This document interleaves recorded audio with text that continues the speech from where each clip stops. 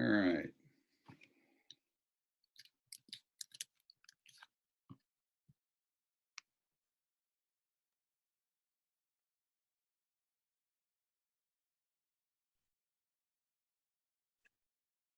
So I'm checking Facebook Live.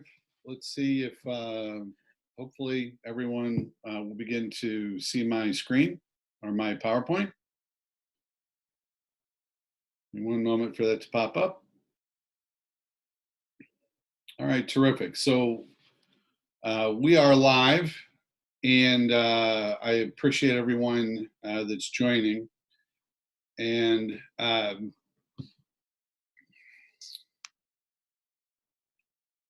what we're going to talk about today is best practices for remote team leadership. Now, this COVID-19 issue that we're facing has changed the way that we're doing business, and more people are working remote, if that's not the majority of the country at this point.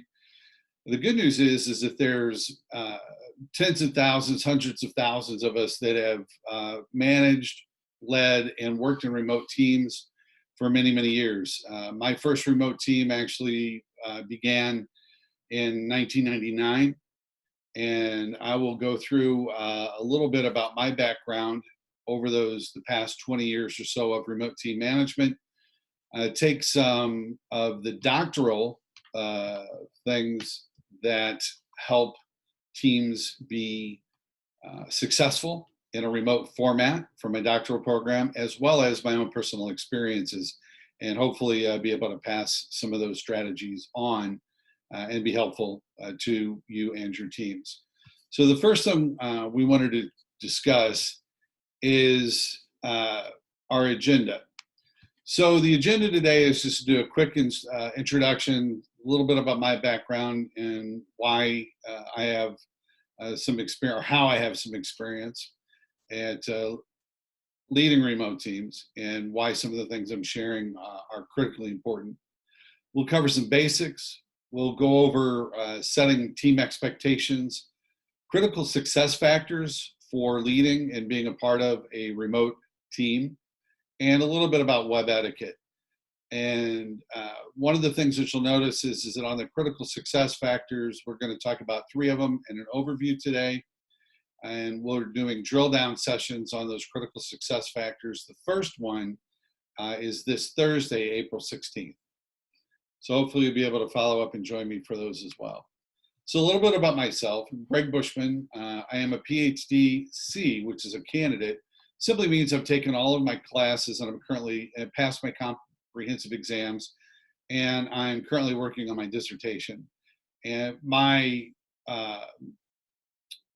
discipline is in leadership and organization development, specifically creative leadership for innovation and change, as in change management, which we're certainly going through today.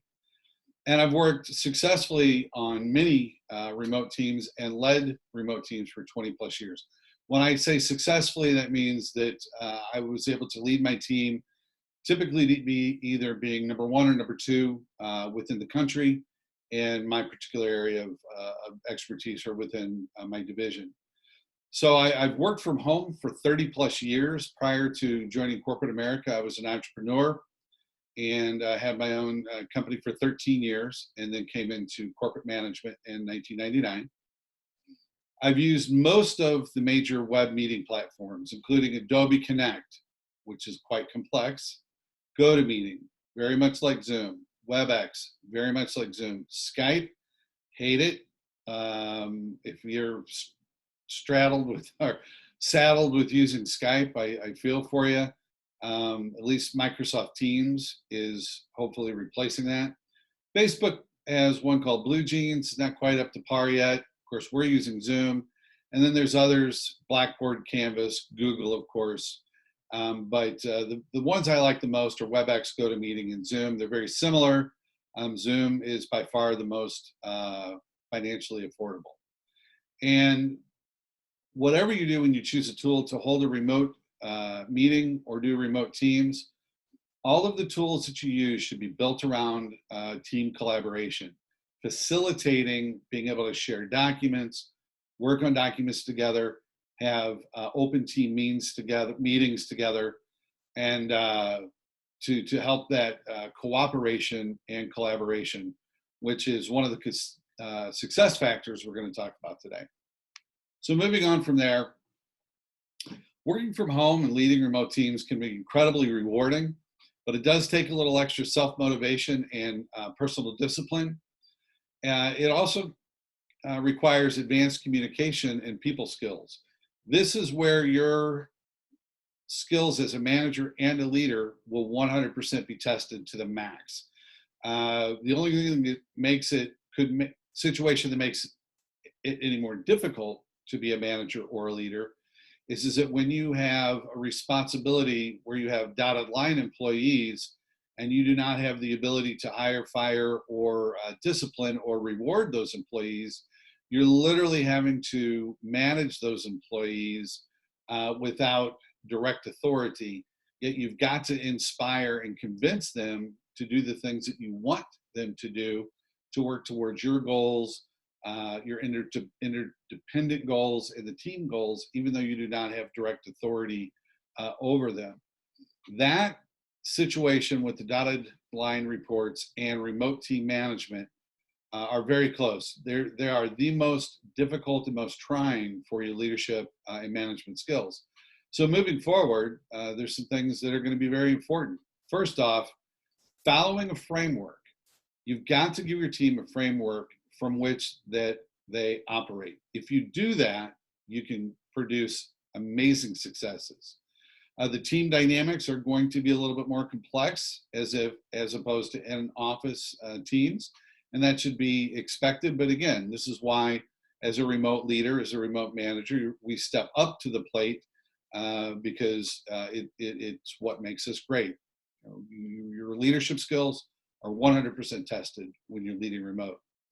And then the next thing is to set expectations for your team. You've got to have expectations and ground rules by which the team are going to operate. If you don't have those things, it's going to be complete chaos and confusion. And we're going to go over these as we go through our presentation. So having a remote meeting, our mindset's got to be a little different. Your mindset during a remote meeting you've got to keep that mindset that I'm in the office, but I'm not in the office. I'm on video, and my persona that's coming across the video and in my written documents are what people are going to see my professionalism as. You know, at what level am I speaking? At what level am I communicating? At what level can I make our goals and action items crystal clear and give a timeline so that I expect for these things to be done, so that I can make what I'm asking my team to be accountable. They've got to be accountable to some set of guidelines. So that's really important. So it is actually keep a mindset of having a face-to-face in the office meeting. With that said, it's a business meeting. Remember, don't come in your pajamas.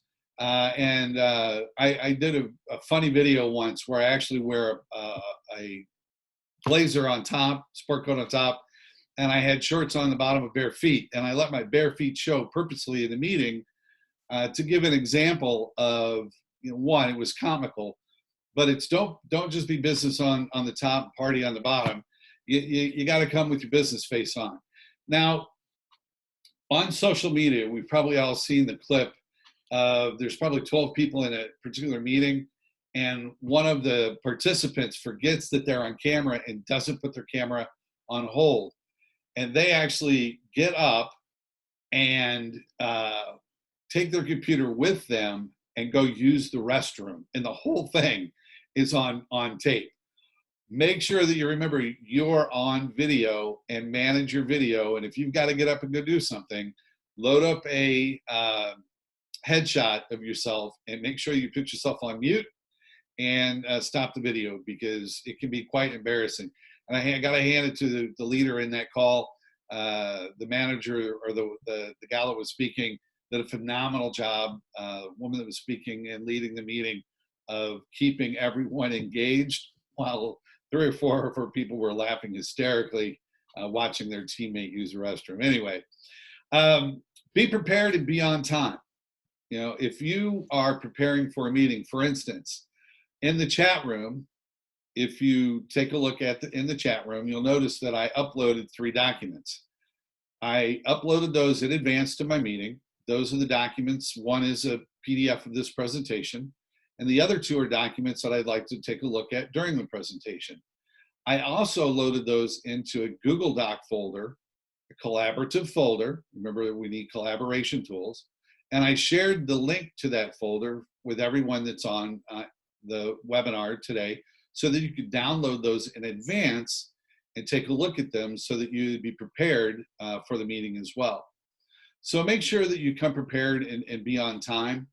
And as I said, dress appropriately. Now, one of the funny things that I think is great, I have a friend, his name's Ryan, he's in finance, and they were having a team meeting, and what they did to just break things up, bring some humor and some fun to the meeting, is his manager ran a little contest, and whoever wore the craziest, it was like a Friday afternoon type meeting, whoever wore the craziest costume to the meeting got a $25 gift card.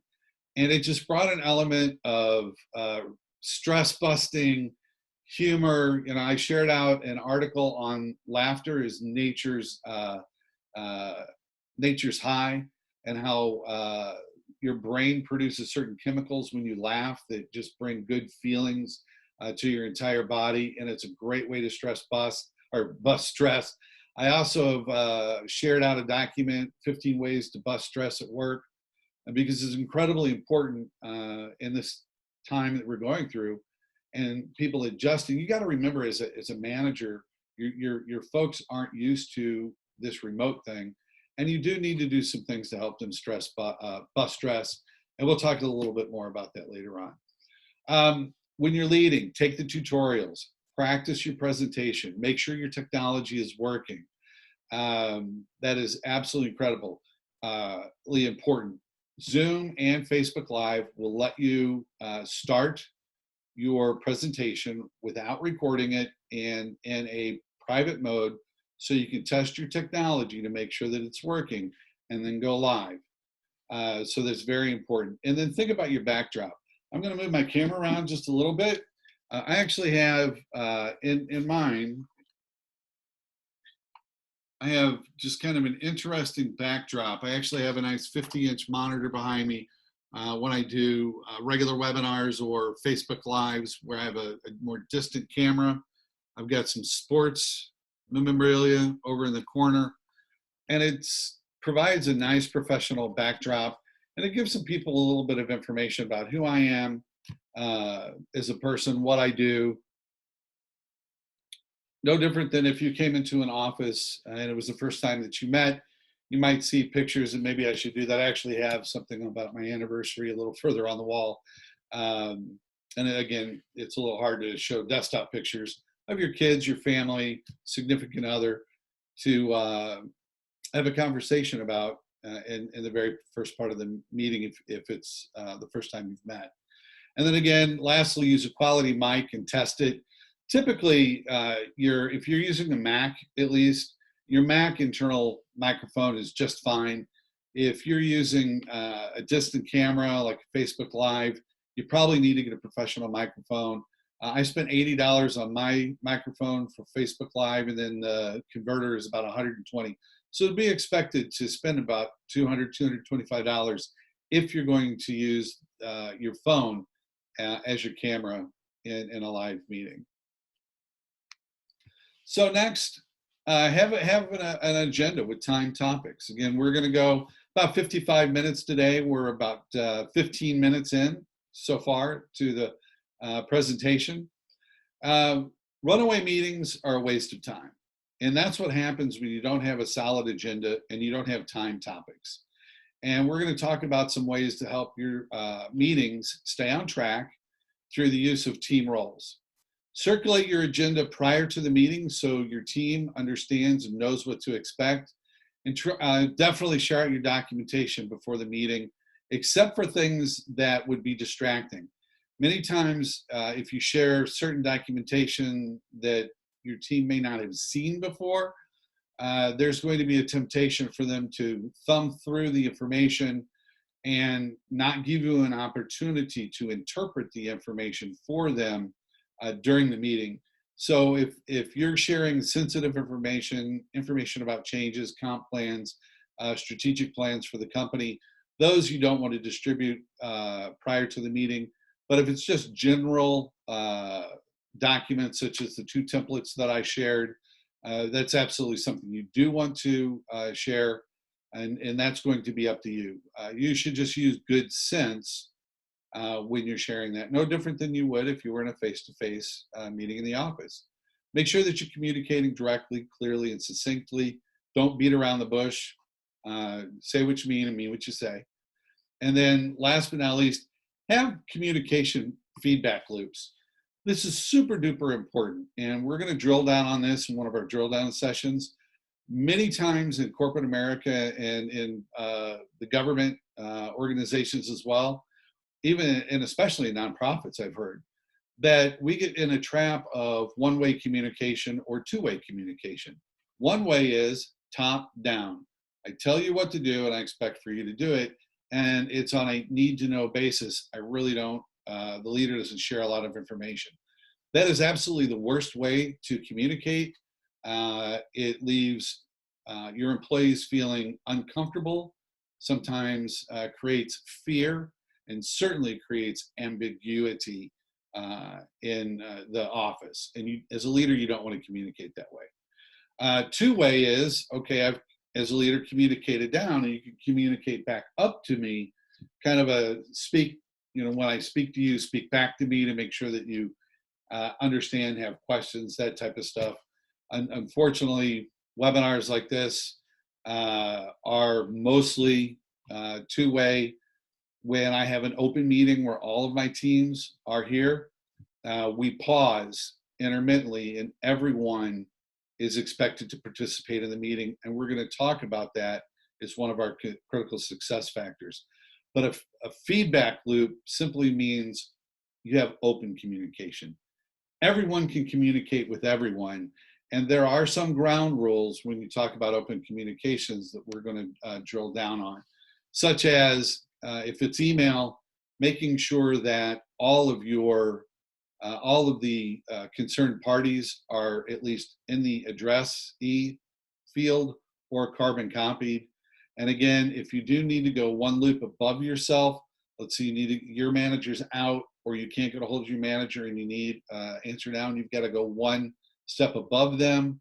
Make sure that both your boss and their boss is in the addressee on the email, and explain, Bob is out of the office and I really needed to get this answered now. I apologize for not being able to get a hold of Bob. I called him and emailed him, but the customer is saying I've got to have an answer. And so justify why you're doing that so that Bob doesn't feel have a negative view of you communicating that way. But if you communicate openly and honestly and provide the reason why you're doing what you're doing, most without emotion, right? Most of the time, a good leader, all of the time, a good leader is going to understand. So moving on is building our remote team foundations. This is real simple. If you're building anything, a house, a building, a condo, a car, right, has got to have a strong frame, right? If you don't have a good foundation for your team, where it's weak, it will crack under pressure. And usually it comes at the worst possible moment. Whenever you do not need for problems and difficulties to come up.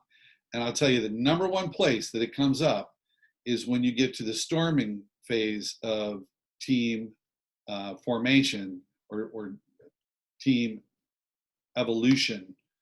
And conflicts come when you don't expect them to come because you didn't set some rules and how you're going to deal with those conflicts. And that is one of our critical success factors. But just backing up just a minute, when you're talking about team formation, They're stages. There's typically 4 stages. That's forming. And in that part, we're going to talk about assigning team roles. Storming, and the critical success factor is learning how to resolve conflict. And then there's a norming period where here are operational procedures, and those that make it past that storming phase go on to performing, and typically can become high performing teams. But if you don't set certain guidelines in the first 3 stages, you will never create a high performing team. At best, you'll be mediocre. And to be quite frank, most teams don't make it past the storming stage. So let's talk about some of those. All right. So where and how do you give your team a framework? Well, the first thing you need to do is you need to create a team charter. Now, if you've already been a team for a long time and you don't have a charter, it's okay. I have a simple exercise you can do with your team for an existing team where you can create a team charter.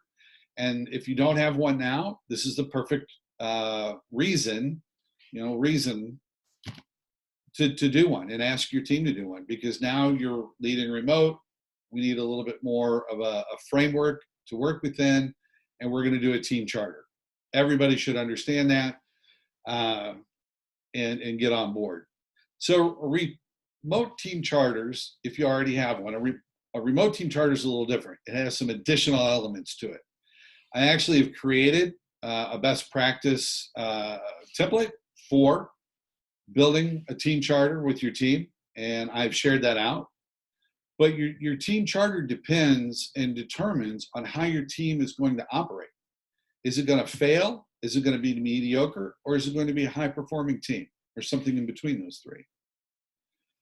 Your charter does things like mitigate the risk of having to micromanage your team, which no one wants to be micromanaged. People are hired. Hopefully, if you hired correctly, you don't have to micromanage your people because you've hired the right people.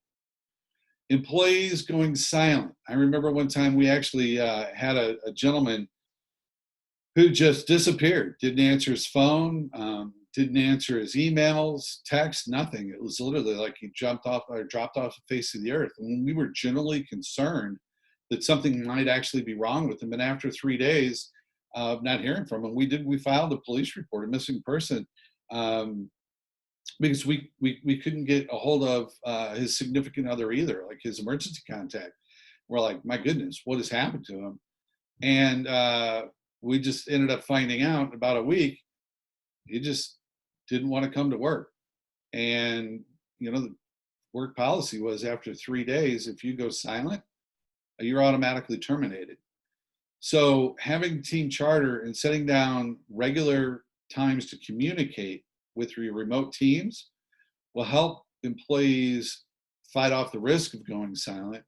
It will help meet their needs as a leader, you as a leader meet their needs, and it helps give them a framework so that they don't feel lost and suffer for things such as work paralysis, because that's what happened to him. He just, the person wasn't on my team, he was on a different director's team, and he was just simply suffering from work paralysis. He just couldn't handle working remotely. And so we have to help our direct reports through that process. And by doing so, we'll eliminate or reduce the confusion that they may feel in this transition. So the first step in the forming stage that I would like to talk about is assigning roles. There's traditionally 5 roles in a meeting. You might have a team of 10. I've had teams over 18 and had people over 36 with dotted lines. And we pick out a core group and we rotate who does what.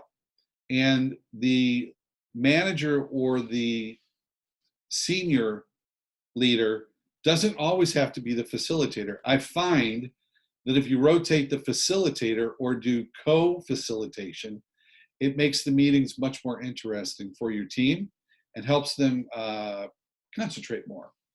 And The second piece is, and the other thing I want to talk about is facilitator. And this is not a webinar or WebEx on how to be a facilitator, but a facilitator literally facilitates the group conversation. Remember, it's an open setting. It's open just as if you were sitting in a meeting around a boardroom table. It's an open discussion.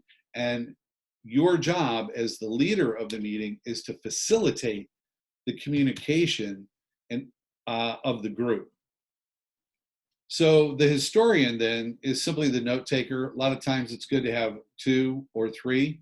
That way you get more information and you get viewpoints from different different team members. On the gatekeeper, this is very important. The gatekeeper makes sure that everyone has the opportunity to speak. When in the team charter, which I'll share in just a moment, I'll stop this share and we'll go to that team charter. What you'll notice is that everyone should get 2 to 3 minutes of speaking time, depending on the subject. And then sometimes it is an open discussion, and you as the leader or the gatekeeper needs to work the microphones. It's very important that the gatekeeper make sure that people don't go over their allotted 2 to 3 minutes or whatever their time is to speak, and also to make sure that everyone's opinion is heard. Matter of fact, what I like the most about this is that when you have people that tend to be a little bit more introverted, the gatekeeper's job is to make sure that they're pulling that person into the meeting. And it's a lot easier if you're sitting around a boardroom and you can see, well, Joe is not engaged right now. And so you can directly ask Joe a question because you're right there and you can see it. Sometimes when you're looking at the small pictures, it's a little bit more difficult to find out how engaged people are. So it's incredibly important to include everyone in the answering of a question or a discussion, and the gatekeeper should be paying attention and looking to, one, make sure that 2 or 3 people aren't owning the meeting and taking too much time, and also to make sure that the 2 or 3 people who have been quiet are engaged in the meeting, and that's the gatekeeper job. Super duper important role. Everyone needs a timekeeper, and that's pretty simple. Your agenda should have time blocks on it, and the timekeeper wants to say, hey, Greg, you've got X amount of time. We've got 2 minutes left on this subject. Do you want to take 5 minutes from the next subject to continue this discussion, and make sure that the facilitator keeps the meeting moving? And then finally, the conscious. This one is basically, it's real simple. The team conscious is the one that simply makes sure that you're not chasing rabbits. If somebody yells squirrel and you're a dog, you're not down, or throws a ball, you're not the dog running down the street.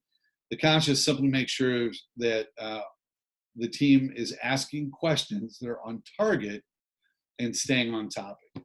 So those 5 rules are critically important. And I'm going to actually flip over and share a different part of my screen.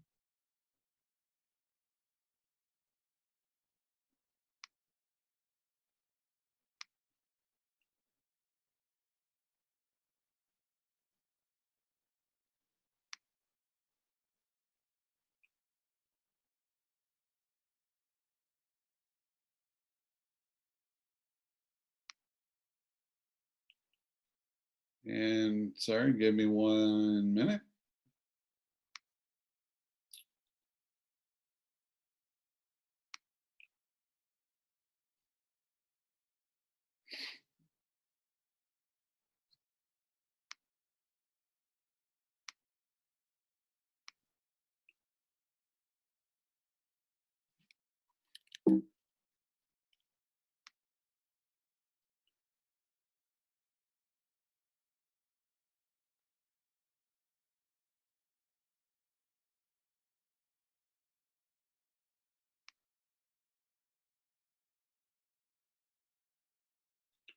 Well, I apologize. It looks like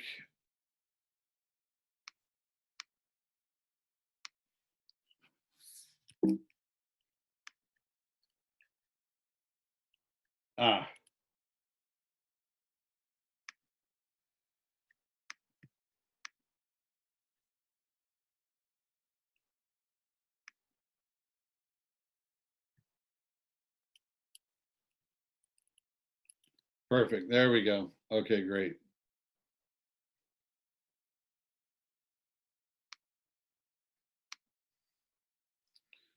And here's the screen that I wanted to share.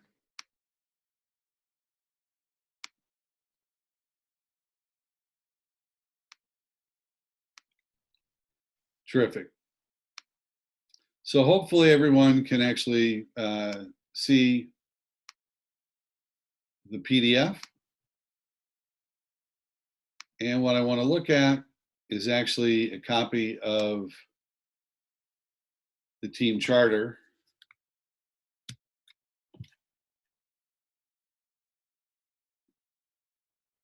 And yep, perfect. It just popped up. I was looking at Facebook Live, making sure that we have the screen that I wanted to have up.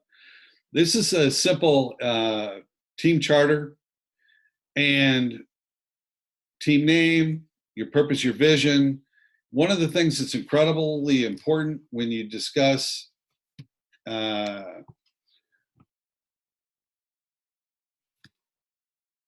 one of the things that's incredibly important when you discuss having a team is having a team motto,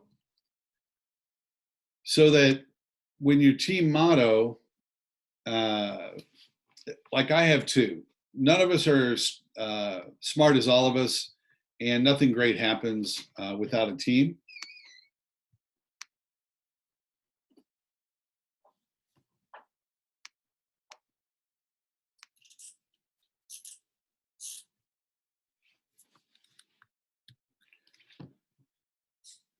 And I just give me one moment. I just noticed that our Facebook Live went dark.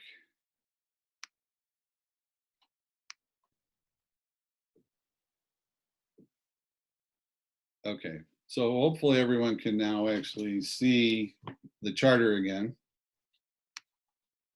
Yes, there we go. Perfect. One of the things I've noticed doing our WebEx is that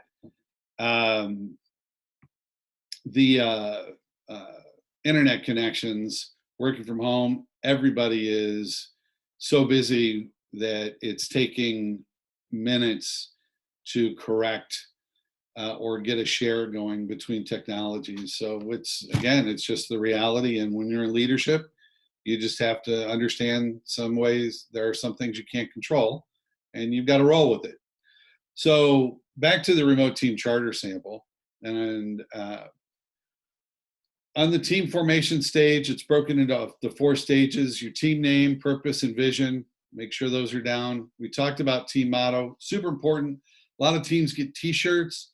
Sometimes that's a really cool thing to do, to get your team a set of t-shirts with some kind of motto, maybe their last name on the back or whatever, and have them wear those t-shirts to their team meetings. If you don't have team shirts, I think that's something that is an incredibly important morale builder. And when you come on to your team meeting and everybody has their team shirt or their team jersey on, it just brings a sense of cohesiveness to the team. Really great way to help build an in-office mindset, although you're remote. The next set is just to add your objectives as a team. And these should tie into what the team's objectives are in meeting the organizational goals. We talked about those team member roles. And then the next piece is that communication. How and how often are you going to communicate? What tools that you're going to use? And this is the only avenues that you're going to use. Any communications outside what's decided upon the teams is just not valid. And your team members need to realize that if you communicate outside these boundaries, you're not going to respond, and the team members should not respond. I know that's tough, but you've got to lay the groundworks, because from experience, you're going to get the squirrels that want to be squirrely about how they're communicating, and they're going to break the rules, and it's going to cause communication. Somebody along the line in the chain of communication or the chain of working on a project is not going to get the notification that they needed, and something's not going to get done because that one or two people who just wanted to communicate in a way that the team didn't sanction. And that's got to be dealt with, and you've got to set the expectation up front, and you've got to be firm, but of course, nice and polite, but, be firm like you are as a good leader. And then again, number two, this is a big one. How quickly do we agree to return phone calls and emails? So just keep those things in mind. This is a good template to go through. Matter of fact, much of what's in the template is in our PowerPoint. So changing mediums from PowerPoint to actually reviewing a document is another strong way to keep people's attention. Matter of fact, when you're presenting live, if you don't change your medium, like whiteboard to video to PowerPoint, etc., every 10 to 15 minutes, the adult mind just checks out. It's just something that we do psychologically. So we're managing a remote team. It's even that much more important to try to have multiple ways to communicate. Don't just use PowerPoint. Try to communicate in various mediums. On the team storming stage, conflict resolution, you've got to put it in writing. How are you going to resolve disagreements?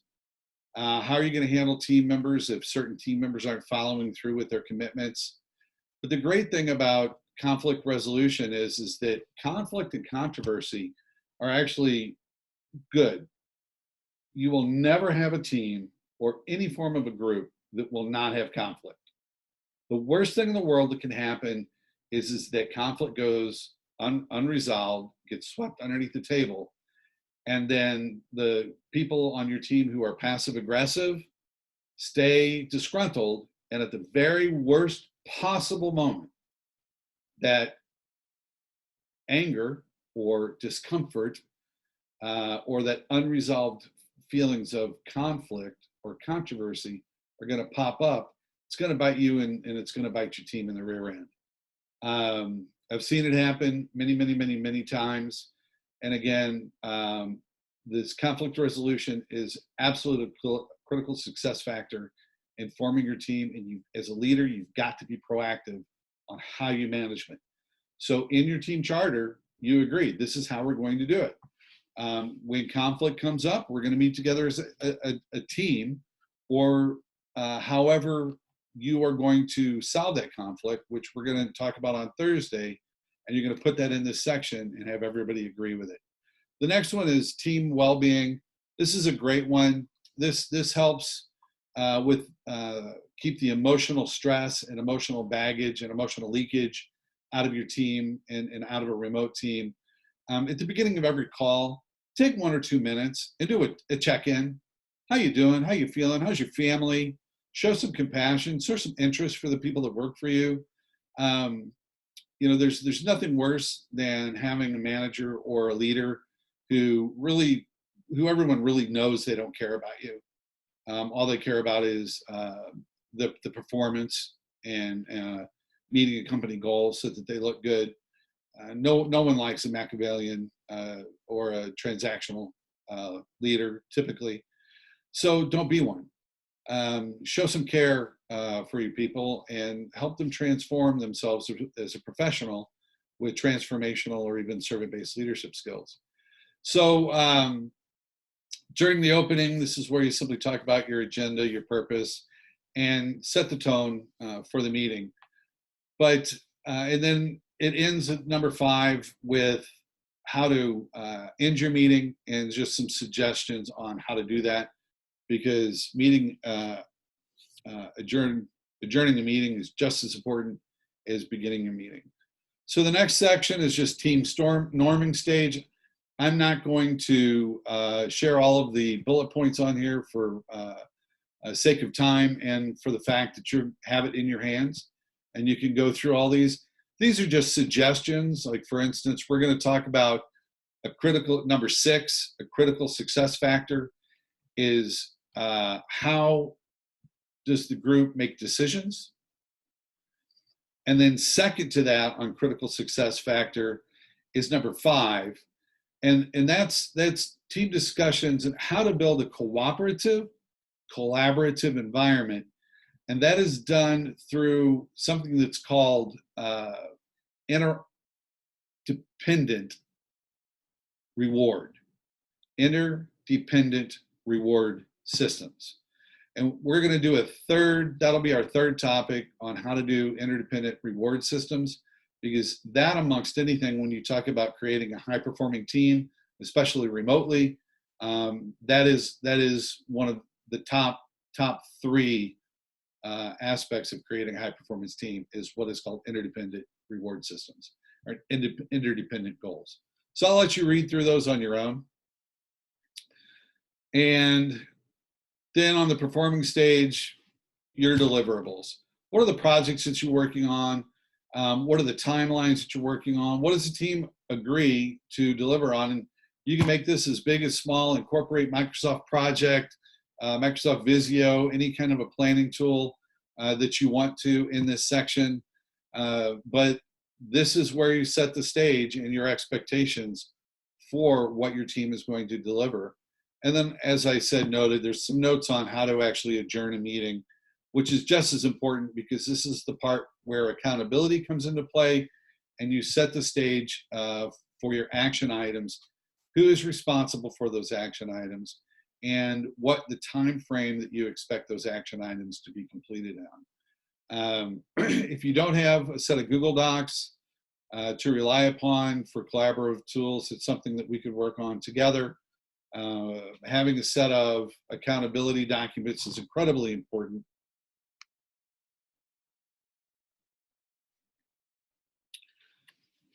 And then the last piece that I wanted to share with you real quick in regard to just team management is, and that whole idea of conflict resolution, transformative management, servant-based leadership, as opposed to Machiavellian, top-down, command and control type leadership that does not work in remote teams. I'm just telling you right now, transactional leadership will get you a mediocre team. Machiavellian and command and control leadership in a remote team, if that's your leadership style, you're going to need a change, because that will not work with remote teams. You will absolutely, your team will, they'll comply, and they will give you the least effort that they can to keep their job. If you want to inspire your people to become high performing teams, you've got to learn what's called positive people management. And this is actually a segment out of my book. I wrote a book called I Think You Think We Think Differently, and it's labeled Leadership Skills for Millennials and Gen Z, but it's literally written to boomers, Gen X, millennials, and Gen Z, because we all have to work together. And there are portions of the book that are specific to millennials and Gen Z, but 75% of it crosses all of the generations. And I highly recommend that you go out on Amazon or Barnes & Noble and get it. It's available on Nook, Kindle, hard copy, soft cover, and give it a read. It's an easy read. It's 189 pages-ish, and it's written very conversational, full of actual stories, where the rubber meets the road stories out in the real workplace, and some examples of how to be a great leader, and some guidelines on that. So one of those is positive people management. And we talk about the difference between human capital theory, which views people as a cog or a gear in a machine to make money from, or to produce capital. That is the traditional management viewpoint that has been around for hundreds of years. This is the same management style that had child labor, that kept bakers in the bakery for 20 hours a day for 7 days a week, that made people slave away for 12 to 16-hour shifts for very little pay. And like in England, for instance, in the textile industry, They simply knew that when one of the textile workers died and their average lifespan was like, if you were 40 years old, you were old as a textile worker. Once the person died, they just stuck another person in there. Hence, it's literally called human capital management. It's horrific. And I tell you, the Gen Z and millennial generation will not typically work for a leader that has that mentality. Unfortunately, the majority of leadership programs, and the way the corporate America is run still uses human capital management. But as of the 1990s, we've really started to teach human resource management and positive people management based on 60 years of research that has proven that if you use positive people management and positive leadership psychology, your teams will perform significantly better, give you better results, get the results quicker, and they will be more effective and efficient and more productive. And so join us for this session because you're going to love it. But this document just goes through human capital management versus human resource management, positive people management. And right there, human capital management theory negates the benefits of team power. You will never get the most out of your team if you don't embrace positive people management styles. I'll just pause here. And then there's a little exercise. And this exercise simply says, ask yourself these questions that characterize human capital theory, and then write down your answers. So you take the little test, and then you simply go to the next step and you read your answers.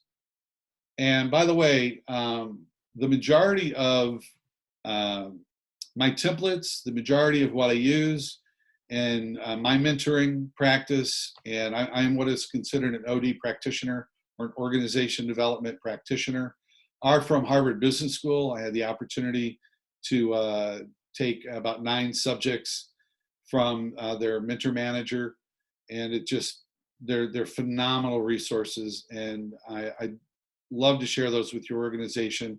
My version of them, of course, I can't just give you the Harvard Business ones, but we can certainly discuss how to create custom ones for your own business. But Harvard Business Review came out and they list the 6 reasons why top performers and people in general leave businesses. And what I want you to do is you take this test, compare your answers to those questions on HCT to why people leave.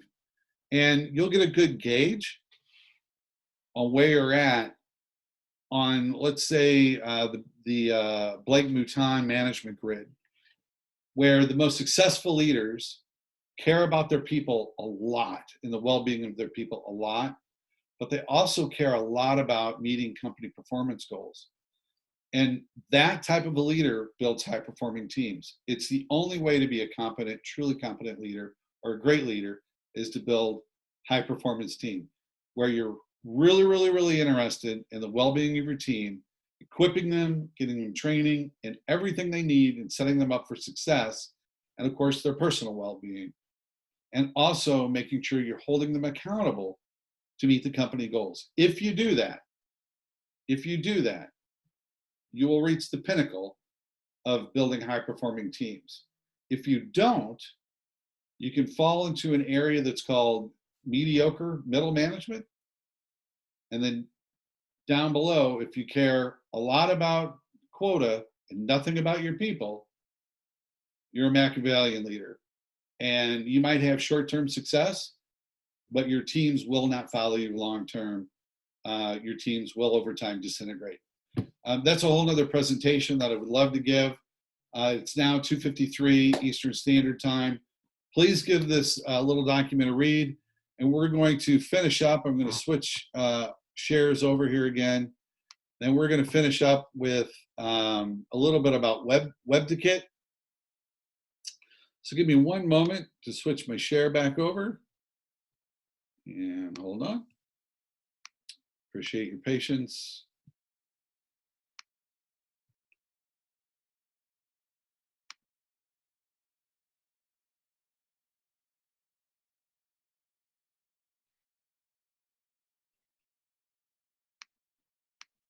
Give me 1 second for the network to update. There we go. And sharing out now. So I'm sharing it on my screen. I'm waiting for Facebook Live to update. It looks like it's updating now.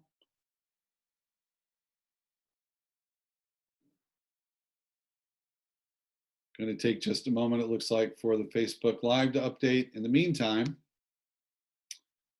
we will talk a little bit about, oh, there we go, just updated. So, WebDikit.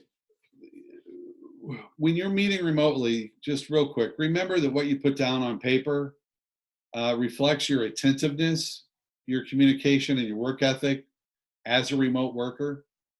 In the past, when you're meeting face to face, sometimes it's easier to convey emotions. Well, it's obviously easier to convey emotions. Now you're communicating on paper, text, email, video, when you're in your meetings, all of those things. But most importantly now, what you put on paper and put in writing reflects your professionalism. So keep that in mind. Don't write in text code. Make sure you're using good punctuation, grammar, spelling. And it's okay to express your mood when you're emailing or texting or chatting and say, this is something I'm concerned about, or this has been bothering me, or I'm happy to say. Because if you don't set the mood, then the person can interpret your mood any way that it comes across. You might send a very simple email or text, and it'd be very, to you, jovial, and to them, they may take it and be offended by it. So it's okay to set or express mood when you're doing that. Using emojis is not necessarily super professional, but in this day and age, I think we can make exceptions for that. One of the things that I want to say as far as the chat room goes, keep in mind that your host gets a copy of all chat room conversations. So if you're in the background chatting privately with someone and it's inappropriate or off topic, your boss, your leader, or whoever is hosting the webinar gets a copy of the chat room, and they're going to know that. So just FYI. And they make sure that your hygiene is the same as if you were in office. Don't come to the meeting all discombobulated. So I appreciate everybody joining today. If you have questions, I would be glad to answer them or follow up in any way that you would like. For instance, I actually had someone who called me from Texas, happened to be an old friend, and they're starting a new director role in this craziness that we're all in. And they were asking for some outline documents, just to kind of help give them a guideline on, the first 90 days moving forward. And I'm happy to do that. Anything I can do to help you to make your team and your life easier, reduce stress, and more successful, I'd be glad to. So please email me at gregory.bushman@gmail.com. You can always hit my website, www.gregbushman.com. All future meetings are posted right on the front page. Networks are a little slow. Give it a little time to load, but all of my Eventbrites will show up on the first page. And if you want to get to know me and my family a little bit, check us out on Facebook. And if you go to gregbushman.us, that's actually our personal page.